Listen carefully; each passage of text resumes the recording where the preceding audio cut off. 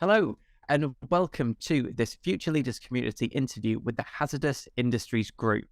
Now, this is a fantastic opportunity for us in the Future Leaders community to reach out and learn more about the different industries groups and different industries nationally and internationally that are associated with IOSH. Now, this is the last, but by no means least, of our interviews as a Future Leaders committee and community. And as I say, we'll be joined by the Hazardous Industries Group, specifically joined by David, who's the chair of the Hazardous Industries Group, and also by Jiandran, who's one of the committee members as part of the Hazardous Industries Group as well. And we're also joined by another member of our Future Leaders Community Steering Group, Abdulhanan, as well.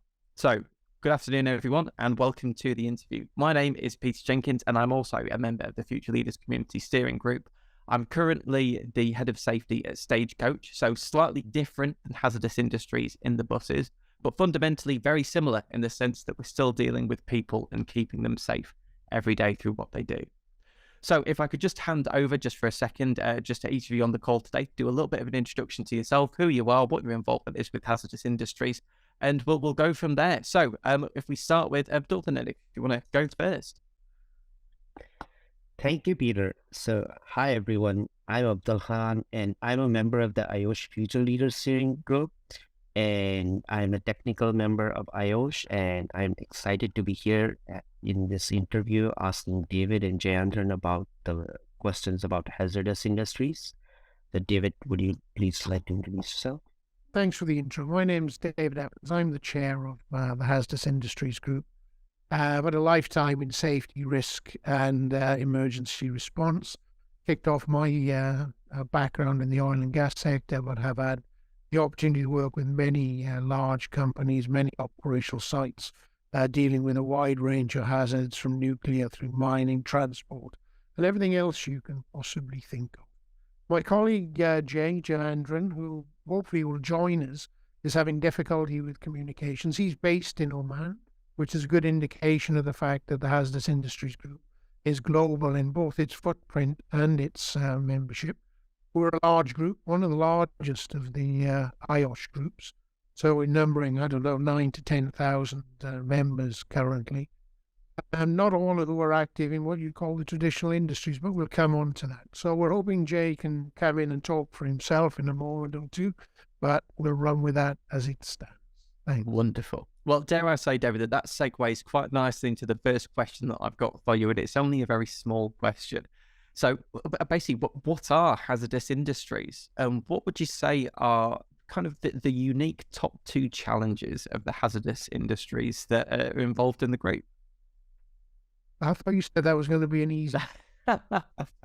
We start off, I think in everybody's mind, when we talk about hazardous industries, there's a natural link into sort of the oil and gas and petrochemical industries, but that's not what we are. We are not a sector-specific group. We're one of the oddities, if you like, within IOSH in the fact that we cross sectors and cross borders. We're there looking at a particular set of challenges to safety management system. Because what we're saying is that it's anything, any industry that has operations or contact or engagement with areas in which their hazards, if you like, are greater than those of these. If you want to think of them as significant hazards, often have the characteristic that they have the ability to cause multiple casualties, sometimes even societal injuries that spill outside of the work. And so you can categorize them into chemicals, nuclear, energy, obviously the central elements that we can see. And there's a wide spectrum of industries, obviously oil and gas, petrochemicals, utilities, power generation, transport, maritime, mining. We could keep on and on. And our raison d'etre is not to be perfect in one sector. It's to pull together those elements, that knowledge about how do we manage these hazards that people are protected from the majority of their working life, but every so often occasionally we lose that element of control or mitigation. What can we learn from one industry sector and share across others so that we all improve our way of managing the organization and mitigating against these hazards? Wonderful stuff, that David. Thank you. That piece there about the scale of some of the challenges, but also the collaboration opportunities throughout the entire group. It sounds like a hell of a place to be, especially considering the amount of members that you've got. So terrific Well, stuff. Thank you very it much is. for I that. can come back to another of your points, Peter. You raised sort of the challenge two examples. And I would say that there's two very big pots or columns within this area. There's the traditional one where we look at, if you like, the technology. And the technology is fundamental. Often the technology is bounded up with the hazards it creates, but it also provides the protection, the process system, the engineering, the sensors, the controls, the maintenance, that hardwired element. But the biggest challenge, if you look at any of the safety case studies in these areas, and in most areas of safety, it boils down to people. The knowledge, the competence of individuals, the ability of people to work together, the leadership, the supervision, the competence, the control. And that's an area that's very hard to deal with and maintain at a consistently high level. I can look at a fire detection system and I can measure its capability, and it'll be consistent as long as I maintain it and check it and so on. When it comes to a group of people, that's much harder to do, but we still have to do it if we want to reduce the level of exposures and to control the risks in hazardous industry. Thank you. Thank you, David. Now, I'm wondering, as young professionals and future leaders who want to join hazardous industries, how should they structure their development? What would be the steps that you recommend? Well, I think there's a fundamental base in all health and safety, wherever you work, isn't there?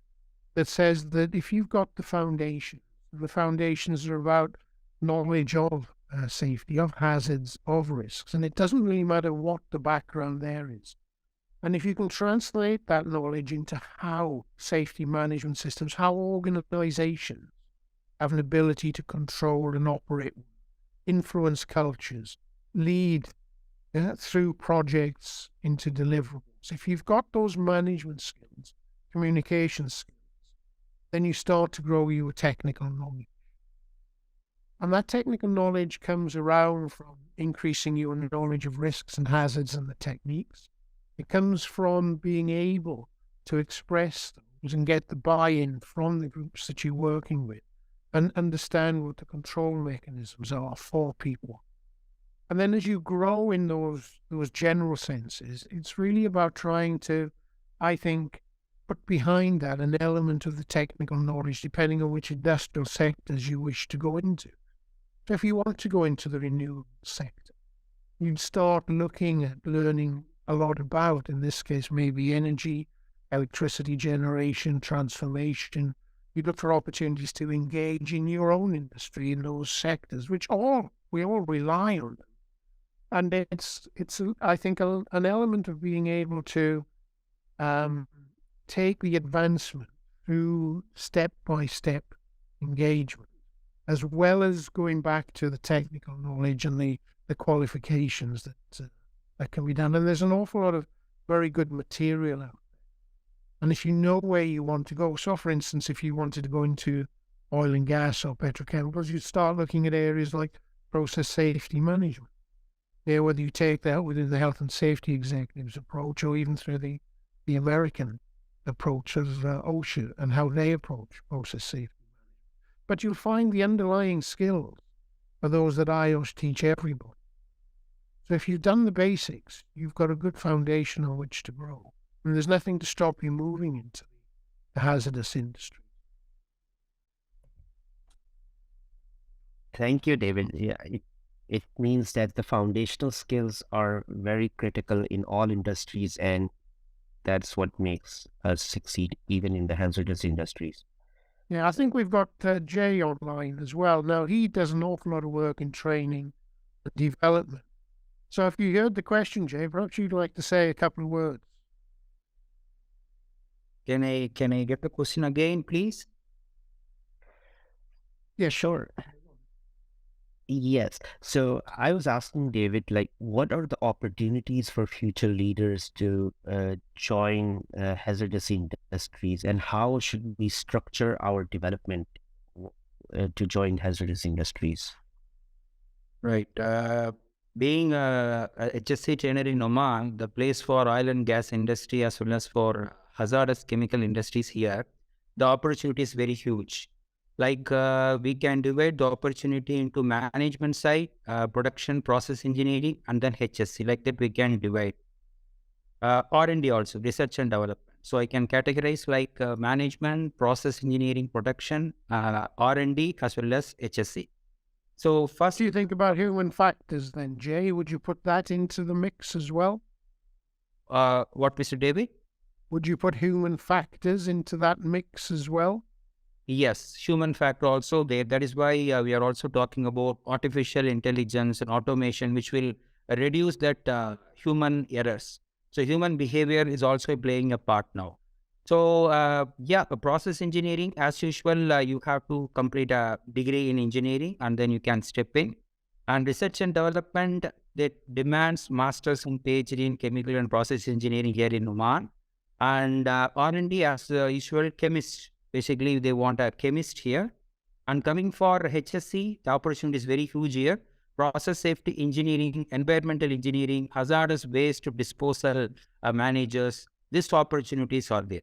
So first, what I suggest is the leaders, the future leaders have to identify which area they are interested in: management, project management, production. Before that, they have to step into the industry. After 3-5 years, they have to decide which side they want to go, whether they want to go into safety, R&D, or management, or into production. So according to me, now mostly the environmental oriented opportunities are more here. Sustainability opportunities are more. Carbon, energy, green energy, that opportunities are here. So according to me, there is a huge opportunity for future leaders in hazardous industries. But how they can start? First of all, they have to step into the industry in any of this domain. And after that, they have to decide which area they want to go. Especially in Oman, the opportunity for environment as well as for safety is very huge here. Thanks, And Jay. And Jay, if I can kind of jump on that to get a little bit more information, I mean, if for anyone that's kind of been thinking about the differences of the industries that you engage with across the group, there's going to be a huge impact on the environment from the activities associated with your members. Now, how are you seeing your members' positions adapt to these sustainability demands across the globe? And is there any kind of recommendations that you have on where our own IOSH members should be looking to develop themselves aligned to these sustainability demands? So, Jay, if we start with yourself on that, what are your thoughts? Right. I am a member in IOSH Hazardous Industries for past 2 to 3 years. I have seen IOSH HIG group is, if you talk about environmental sustainability, we have so many areas to touch. The one area is green energy and renewable energy. We are mostly talking about green energy. I have seen IOSH HIG has conducted webinars about lithium batteries, lithium battery safety, which is one of the main thing for electrical car and all those things. So we conducted webinars about lithium battery. And you can also see in our website, we conducted a thing about hydrogen safety. That's one of the another green fuel we are expecting. And moving forward, here I also IOSH Oman communication coordinator. So we already conducted, along with Mr. David, few months before, we conducted a webinar about process safety engineering. In future, in upcoming month, I am planning to conduct one more webinar related to carbon removal, carbon disposal also. Here I attended many webinars. I also have a plan to present about it. In Oman, there are so many processes going for carbon mineralization, carbon reduction, all those things. According to my understanding, IOSH HIG is already deeply involved in green energy. That is one of the aspects required for environmental sustainability. As I am also an environmentalist, I recently completed my international diploma in environment, OSH diploma. I am moving forward. For HIG, I will bring more green energy oriented webinars and activities, so that in that way our members will contribute for environmental sustainability, I believe. Wonderful stuff, Jay. It sounds certainly as an industries group, a lot of those environmental webinars and educational bits of content that you're creating will have huge benefit actually for any member of IOSH across any sector. My background has been in manufacturing and now moving into mass transport. Even local infrastructure conversations about electric charging, hydrogen, there's some really big shared learnings that everyone can take away from the work that you're doing. Now, David, I'm very conscious of time, but is there anything extra that you'd like to add to what Jay's just been sharing about that? Well, it's interesting that both Jay mentioned that he's doing environmental qualifications. I did many years ago, and I'm a chartered environmentalist as well. There's always been a close relationship between biohazard industries and knowledge of the risks to the environment. But I think from an IOSH perspective, it goes further than that, because an awful lot of the industries we work with are global, and they have a lot of influence both on sustainability from a community aspect, as well as sustainability from protection of the direct environments around their activities. And that's getting incorporated very strongly into the management and governance of organizations. And I think there's expectation on individuals to be able to communicate both within the sphere of a technical safety area, as well as the management processes associated with the wider protection and sustainability of a business. Oh, wonderful. Thank you very much for that. So to follow up on that, David, I'd like to know what are the resources available for future leaders to join the IOSH Hazardous Industry Group, and how can we contribute to this group? I wish we had a lot longer to talk about this. We would really welcome to have the future leaders engage with us. We've certainly got spaces on the committee if they'd like to commit to that, but also in terms of contributing articles, being part of a network. One of the things that the Hazardous Industries Group has spent a lot of time in is trying to grow networks and contacts into other industry sectors, other groups outside of IOSH. What I said at the start about sharing and gathering information and methodologies is quite critical to us. And one of the things that I think fits in with the name of Future Leaders that the Hazardous Industries is good at and needs to be even better at is to future scope. We need to future scan what is happening.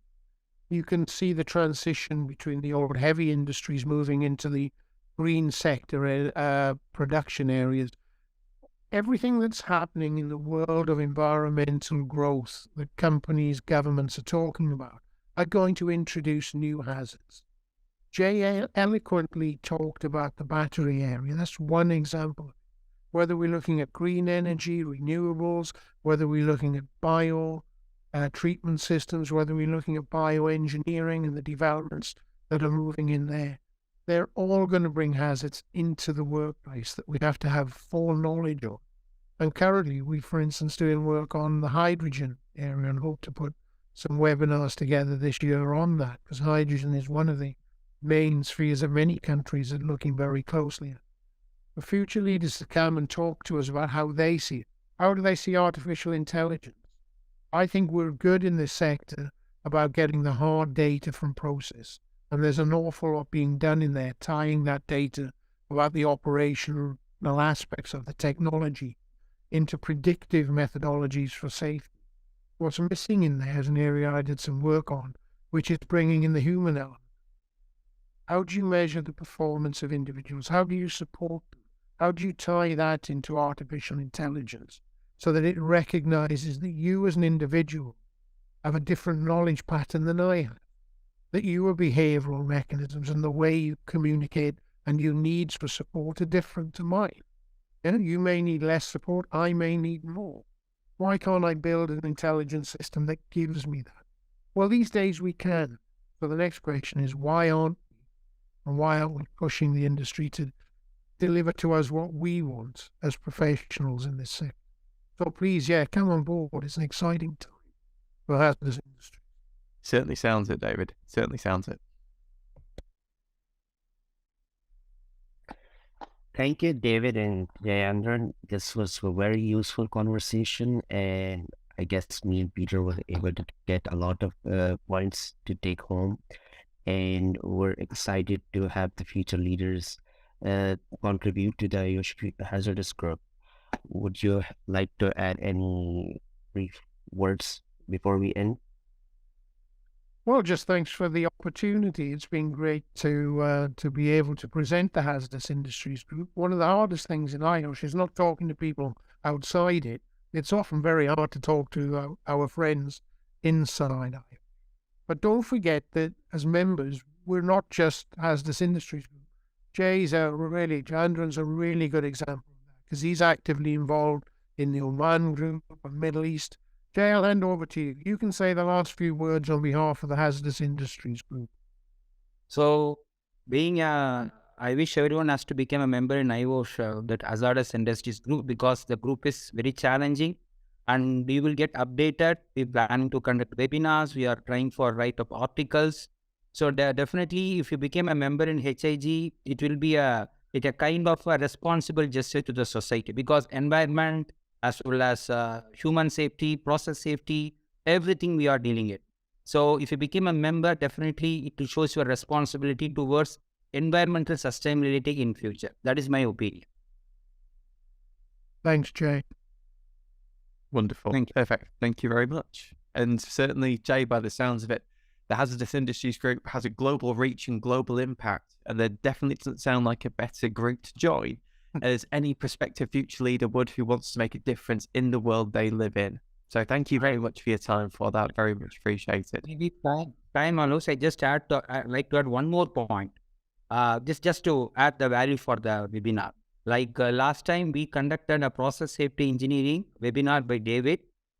More than 500 participants have participated in that webinar. In Oman, IOSH Oman, there is a huge hit till now. He made a huge hit here. That shows how the Hazardous Industries groups is having great impact. This is the one of the success webinar in IOSH Oman branch till now. He made a huge impact. So that's what I want to add. Thank you. Wonderful. Perfect. Thank you very much. Bye.